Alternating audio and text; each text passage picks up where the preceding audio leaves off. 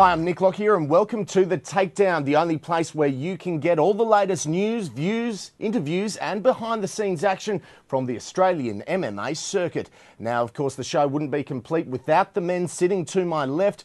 Of course, I talk of Australian MMA chief, Richie Cranny. Thanks for joining us. Thanks, Nick. It's great to be here. I think it's exciting times for the sport and obviously for the Takedown.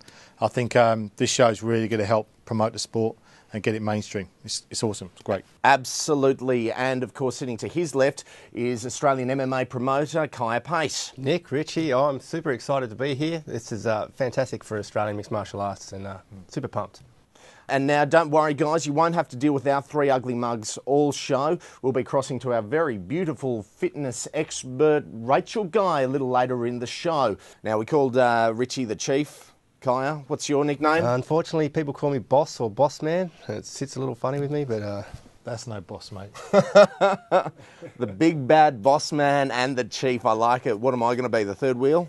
I like it. Yeah. stuck now. Yeah. There you go. Well, I'm the third wheel. There you go. Before we go any further, guys, let's have a look. You recently went out to the CFC weigh-ins. I did, mate. Yeah, it was weigh-ins and the fight itself. Some great interviews, footage we can have a look at. Let's have a squiz.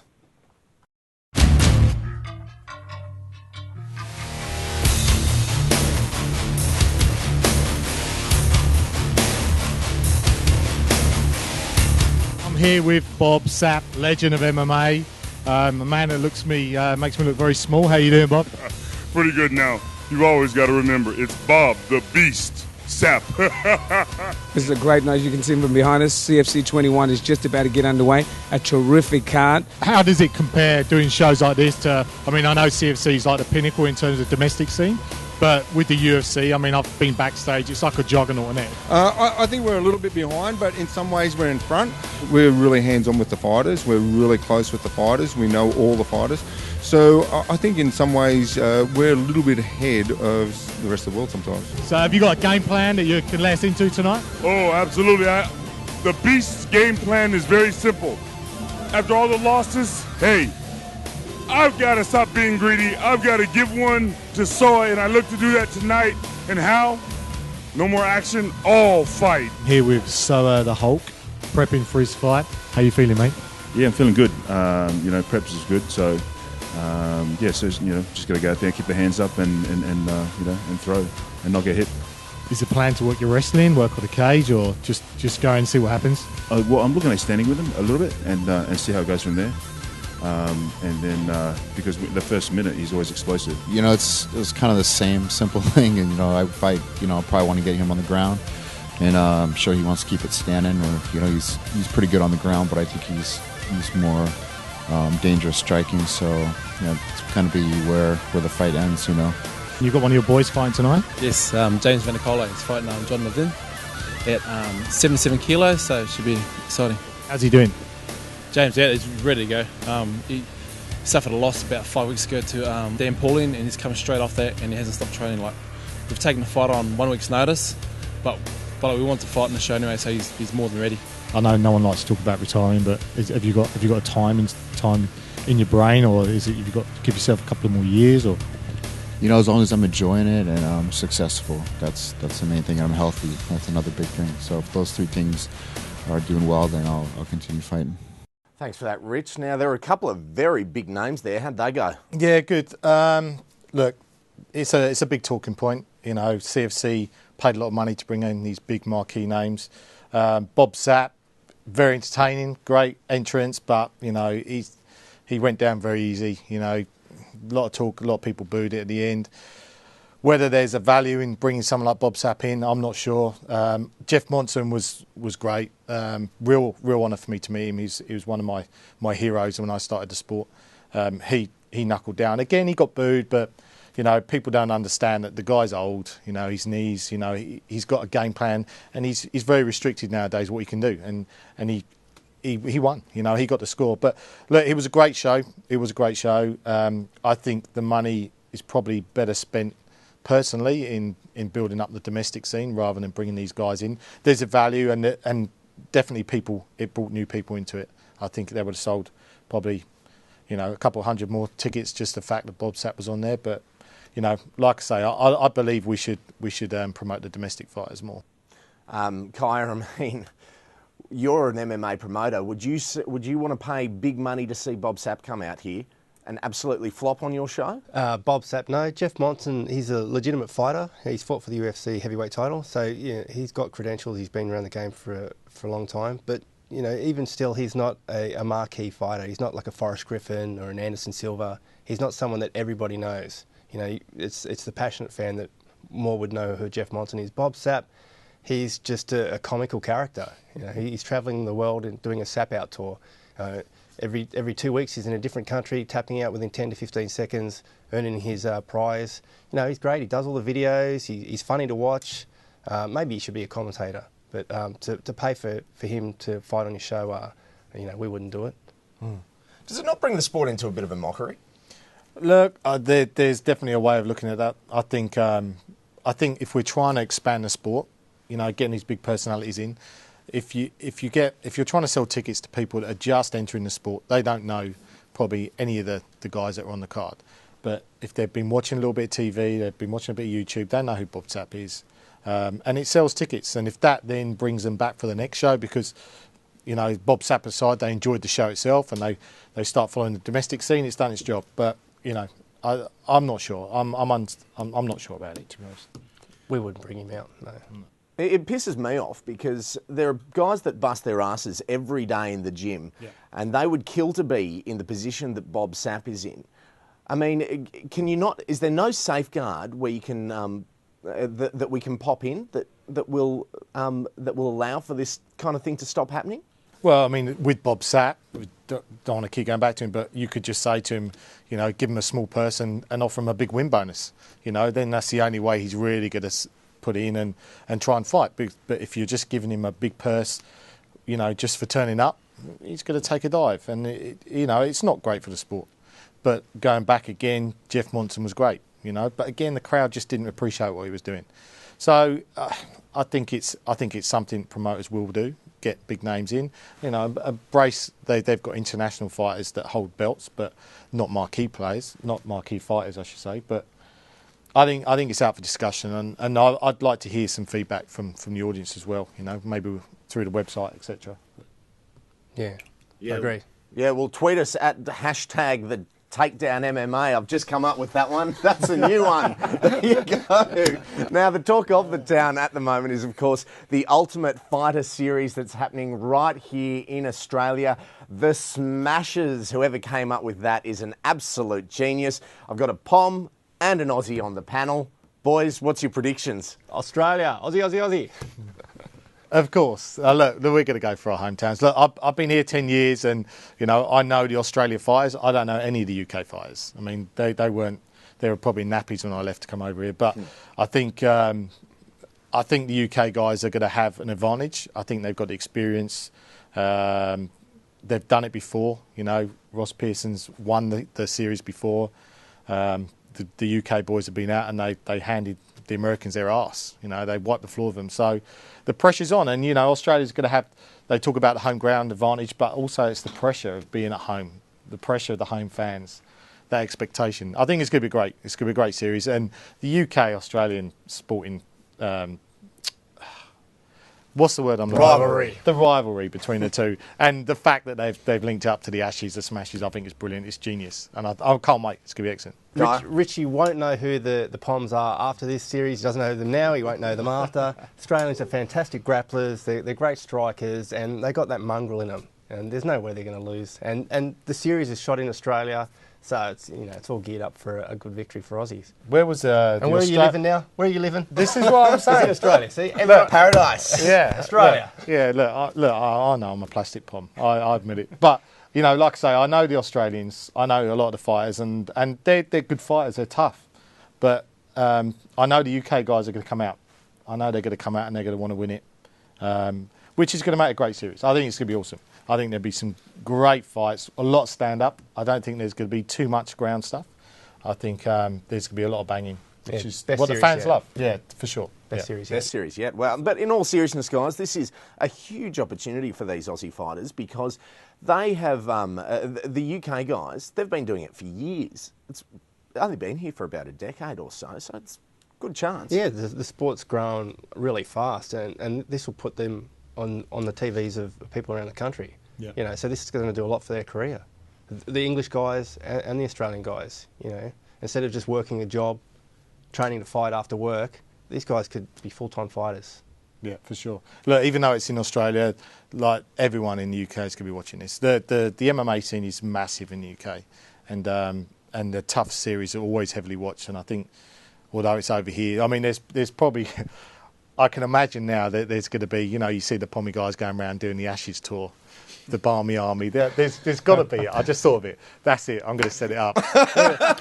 We're going to have a Barmy Army for the Smashes. Home ground advantage to Australia. Don't you worry about it, guys. Now, Rich, you've also been mentoring some young fighters, but fighters that haven't necessarily had much experience. Yeah, look, we're going to be taking part in an unbelievably exciting series called Wimp to Warrior. A concept I come up with a few months back, and I originally thought just at my gym I was going to advertise on Facebook and just say, look, I'll train someone for 6 months as a human experiment for free, and then turn them into a profile and see how they go. I got such a massive response. I made a Facebook page that night, and in 3 days we have over 300 people apply. So it got expanded, and now we're going to make a series out of it. We've got a production team involved. It's very exciting. Got some great coaches. We've got our final 32 from 350. We did tryouts and interviews. It's going to be great. It's going to be good, really good. Pumped. So it'll be on TV screens later on in the year. Beautiful. Well, YouTube Wimp to Warrior, because I tell you what, you will see a side of Rachel Guy that you never expected to see. She is an absolute psycho. Yeah. Now, turning to you, Kai, you've got all the latest news for us. Yeah, we've got some hot topics to discuss here. National sanctioning of mixed martial arts in Australia. It's, you know, every different state, there's different governance and different laws for MMA fighters and for events. I sat down with Mark Ratner from the UFC. He's the Vice President of Government Regulations and Sanctioning. And he was actually quite surprised at the level of the sanctioning in the sport here. He thought it was a bit more advanced. They did discuss that they're not going to go to certain states in Australia until they've got government backing. Government backing. New South Wales, you know, the CSA, the Combat Sports Authority, they back the sport. Places like Queensland, you know, there's no government sanctioning, so you know they talked about doing the tough smashes in Brisbane, and it's looking like that might not happen yet. Victoria, you still can't fight in a cage. You know, it's how safe is the cage? They want to do the sport in the boxing ring, and you know when you're wrestling, you go straight out of the boxing ring. So there's a lot to work on around the country, and we'll probably cover that in depth in the coming weeks. Just quickly on that, I just think for the sport to grow, domestic scene, you've got to have rules that cover the whole nation. You can't play. I hate saying the word soccer because it's football, but you can't go and play in Victoria and then have different rules, and then you change your rules when you go to New South Wales. And totally. You know, it's got to be across the board, and it needs to get sorted out. And it's something that's is extremely important for the sport to go. And we do need a national body. Absolutely, we do. Yeah, absolutely. Yeah, it's something I've been passionate about for years. Been trying to push this agenda. It's in the end, it's for the safety of the fighters, you know, and they're what we're all there to watch.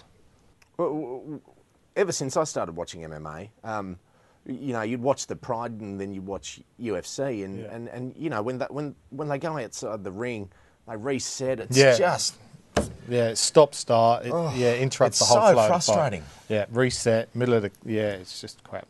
Yeah, needs to be sorted out. Victoria needs to get on board. Need to get this cage business. I mean, I can't see the problem with. Is it ring? Is it a cage? You know, what the hell? Yeah, just ridiculous. Anyway, moving on. We've got the first time ever in Australia. There's a card happening on the Gold Coast. It's Brace for War 17, and it's all female fighting, so women's mixed martial arts. The sport's massive in Japan and the US. We've all seen Ronda Rousey and Miesha Tate over in the US fights, the big Strikeforce fights. And, you know, the whole world stops and watches the women fight. So on Brace 17 on the Gold Coast, October 27th, we've got the best girls in the country. We've got the best girls in the country. They're coming to fight in the Brace cage. There's a couple of Japanese international superstars. Already the international press on this event's been massive, and there's a lot of interest. So, sort of, we want to give it a bit of a kickstart. Give there's women fighting in the gyms and stuff, and they need an avenue too for the sport. So, why not? Probably the talk of the town this week has been me and Richie at the Tough Smashers launch at the Star Casino. So we were You guys were the stars? Absolutely. Of course. Yeah, absolutely. Us and Big There's Wendell people Sailor. huddling around us all night, weren't they? We were lucky enough to get some invites along to that, and we got to rub shoulders with Dana White and Junior Dos Santos, and he has fists like this, as big as my head. And but what was refreshing about the night was Dana's enthusiasm for the sport here in Australia. He's talking about doing events around the country, regional towns. So they're committed to the long-term growth of mixed martial arts in Australia, and that's a great avenue for all the domestic fighters. Absolutely. And upcoming cards? Upcoming cards, MMA is definitely better live. So if you want to get out next month, August the 4th on the Gold Coast, there's a show called Fight World Cup. It's a Pro-Am show. They've been around for years, and they've developed a good base of fighters, and some of them fought in the Tough series, in the tryouts. August 25 down in Canberra, there's a show called Storm Damage. It's the inaugural event for this show. They have an 8-man welterweight tournament fight, sort of like the old Pride ones where they'll be fighting a few times on the night to get a belt. So if you're fighting in that, it's going to be a rough, tough night. Here in Sydney, August 31st, there's gladiator cage fights out at Penrith. So, there's plenty happening around the country. Get out and support MMA live. It's 10 times better than watching on TV. Beautiful. Thanks, mate. Well, we'll be out at Penrith on August 31 then, I suppose. Yeah, it's a good Absolutely. Night. Beautiful. Thanks, mate. Now, some of the fitness world's best were out in Sydney recently for the Fitness Expo. Our very own strength and conditioning coach, Rachel Guy, was there and caught up with some of the best. Thanks guys, yes, I am here at the Australian Health and Fitness Expo here at Darling Harbour. I am super excited to be here as a strength conditioning coach. This is probably one of the busiest weekends of the year. Obviously mixed martial arts is the fastest growing sport in the world, and how is it influenced the content of men's fitness currently? Men's Fitness is a magazine all about functional fitness, and MMA produces that. It is a functional based training regime for use every day, just opposed to looking good. Mixed martial arts, fastest growing sport in the world. I know you're a rugby league player, but we were just wondering if you currently did any mixed martial arts, or you were exposed to any wrestling, any sort of boxing in your current training? We did do a fair bit. The previous clubs was at the Roosters and the Raiders. We've done a lot more, but I'll watch it. I think all the rugby league players like to watch it, so that's one thing that we do get out of it, and try and take some of the moves in the game, but it's sort of getting outlawed a little bit now. It's nice to have something a bit different in your training as well, right? Yeah, it does. Look, we enjoy it. We're forwards. We play in the game, so we like to do. Part of our wrestling is that we like to do a bit of boxing. Great. And getting down on the ground, get dirty. Sounds terrible, but we actually love it. Sounds terrible. I noticed that you were in a knee brace during the show this year, and a little dicky bird told me that you may or may not have been training mixed martial arts at the time. Shed some light on this for me. Yeah, well, I wasted all those years stand-up boxing. I mean, 12 years of stand-up boxing, and I thought I was fit until I stepped in the cage with Richie. And after about 3 months of training, I was starting to go really well, and he put me in my place. He decided to pull the medial ligament off the bone in a leg lock. 3 months into it. Ronnie, mixed martial arts. Are you a fan? Oh yeah, gotta be. Yeah. We all are. Who's your favourite fighter? I got several. John Jones, a couple others. I'm a little bit in what they call limbo because I haven't got my next match yet. So I'm just doing maintenance training, training once a day, just keeping my head, staying fit. And, because I'm not in a stressful camp, I have time to, expand MMA and come to the Fitness Expo like today and do some MMA demos and teach. We'd like to know what's your favourite wrestling move? Rear naked choke. Well, you've heard it from fitness superstar Shannon Pontin, so I hope your knee's getting better and you're going to be coming back to MMA very soon. Now drop and give me 20. I'll choke you out. Yes, very nice stuff there, Rach. You had those league boys wrapped around your little finger, didn't you? I wouldn't exactly say wrapped around my little finger. I have to say they were all very good sports, great guys. I have to admit I was caught off guard with Sam Burge's last comment, returning the question on me and asking me what my favourite submission was, to which I responded quickly with a rear naked choke. Yes, I did have a bit of a blush. It was a bit embarrassing at the time, but I'm sure it makes good TV to watch. So all good for that. Absolutely. Now, I cannot get over, is Ronnie Coleman the biggest human you've ever seen in your life? He is a pretty big dude, let me tell you that. He looks like one of those like plastic figurines, like the superheroes. His biceps are probably the size of my two thighs put together. And the dude is ripped. I mean, he's got like these huge veins running all down his forearms, all up his biceps. He's huge. I mean, fair play. Like, you've got to work to look like that. And he's an interesting character. He's pretty funny. And no, he was a great guy. Good stuff. Now, time for your roundup, Rach. What have you got for us this week? Yes, Nick. In international news, we've just had UFC 149 held in Canada.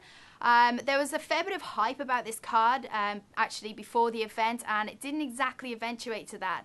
It wasn't as exciting as some of us had hoped. However, fight of the night went to Ryan Caraway. Submission of the night went to Matt Riddle. Wasn't a great night for Australians either. Anthony Perosh got knocked out in just 7 seconds.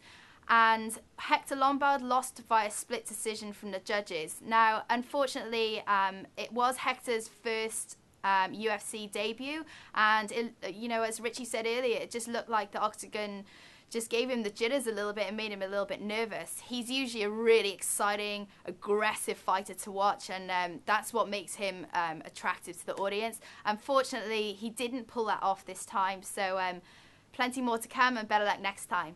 Now, before we go, we've got the Takedown 10 viewer questions. Tweet us every week and we'll get the 10 best viewer questions on. Now, question 1. UK or Australia will win the Smashes? Australia's going to smash it. Better grapplers, even strikers, but we're in Australia. What? How can you can't go for Australia? Aussie. Grapplers, better. All right, look, I think it's going to be a good series, but I think the UK will have more experience on the boys. I think UK. Well, I'm sure Rach is going to go for the UK as well. My vote's Australia. Pearson or Soteropoulos? My mate Georgie. Come on, Georgie boy. I think it'll be a good fight. I think if it stays standing, Pearson will win the stand-up if it goes to the mat. So it's going to be a good fight, but I think Ross will get the win for sure. Lombard, choked, robbed, or just a plain-up loss? He choked, mate. Yeah. UFC jitters. Yeah, I think he choked. Nerves got to him. I think it was, jitters, like you say. First big show. Can anyone stop the spider? I think the man that's taught him everything he knows, Steven Seagal, could stop him. Yeah, karate chop. Maybe, look, not at the moment. I don't think there's anyone in middleweight that can. I'd like to see him go upperweight, fight Jones. I think that would be the biggest fight probably for the decade. Yeah. I think that would be massive for the UFC, but I don't think he will. I reckon Jason Bourne is the only man that can stop him. Where does Sonnen go from here, guys? I think he's got a career destined for the WWE. Harsh. Wow. Harsh. I think he's just got to look at his career. He's done what he can do at middleweight. If he wants to stay in the UFC, he either goes up or goes down. So we'll see. Change the weight division. Who will be the next Aussie to break into the UFC? He's been fighting on a few US circuits. I think Ben Alloway from the Gold Coast will get there. The Smashes season aside, obviously there's going to be talent there that's going to get into the UFC. I think Soa the Hulk. He's been there before. Didn't have a great performance, but he's a changed man. He's ripping through at the moment on the heavyweights, and I think he'll get a call. Will he get there before 2013? Yes, I do believe so. Yeah. I think he faces his toughest test yet with Andrei Arlovski at 1FC, and I think it might be a bit of an upset here, but I think he's not going to be in 2013. I think Andre beats him. UFC 151, Jones Henderson. Jones is just too skilled. I think Henderson's probably a little bit too old now, and I think Jones is going to take that out pretty easily, actually. Yeah, I think his wrestling is his skill now. He's not going to be fast on his feet, but Jones's wrestling is just insane. I think he's going to be too big, too strong, too many skills. So I think Jones. Jones for me too. Who will be the first Aussie to win a UFC title? I actually don't think we've met that fighter yet. I think we're a good 5 to 10 years away from that. The fighter may not even be possibly training, so it's a long time coming. Yeah, look, I think they are training. I think they're maybe 2-3 years away, but they'd be training for sure now on the local scene. But we just, you know, they're going to be there for sure. Well, I reckon Mark Hunt will be UFC heavyweight champ by the end of next year. And finally, oh, this question doesn't go to you two. We go to Rach. Rach, who would win a bout between the two men sitting on my left? Ooh, Rachie. Well, I don't know. Is Richie dropping weight or is Kaya putting on weight? There's no dropping weight, my end. There's no dropping weight. Okay, well, I have to say, I'm sorry, Kaya, I have to go for Richie. Richie's been my trainer for nearly 5 years, and I've also trained Richie for a very long time. He's got a very strong work ethic. He's known as the Bear, and he's also known as the Chief. So I'm sorry, but that covers it, boss man. You're going down. Richie's got my vote. Like it. Them fighting words. I'm going to disagree. I'm going to go with Kaya so we can possibly see Pate v Cranny, Bossman versus Chief, Brace for War 18. I like it. Smashes, part 2. All right, I'm in training right now. Perhaps that suits better on Brace for War 17, do you think? The girls' card. That's a harsh Mate. third wheel. You're in striking distance, you know that. Geez, in trouble here. Now, that's all we've got time for today. Thanks very much for joining us. I'm Nick Lockyer. That's Richie Cranny. To Kaya Pate and Rach as well, thank you very much. We'll see you next time on The Takedown.